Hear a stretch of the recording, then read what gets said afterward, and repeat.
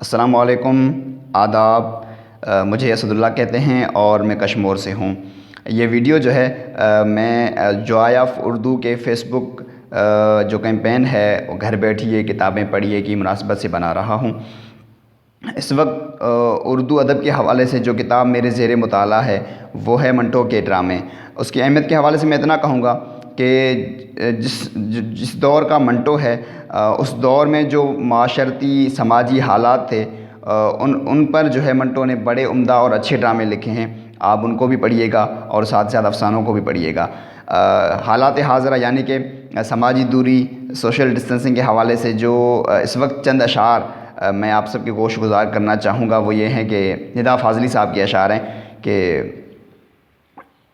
اپنا غم لے کے کہیں اور نہ جایا جائے، اپنا غم لے کے کہیں اور نہ جایا جائے، گھر میں بکھری ہوئی چیزوں کو سجایا جائے، جن چراغوں کو ہواؤں کا کوئی خوف نہیں ان چراغوں کو ہواؤں سے بچایا جائے، باغ میں جانے کے آداب ہوا کرتے ہیں، کسی تتلی کو نہ پھولوں سے اڑایا جائے، اور گھر سے مسجد ہے بہت دور چلو یوں کر لیں، گھر سے مسجد ہے بہت دور چلو یوں کر لیں، کسی روتے ہوئے بچے کو ہنسایا جائے، کسی روتے ہوئے بچے کو ہنسایا جائے۔ بہت شکریہ۔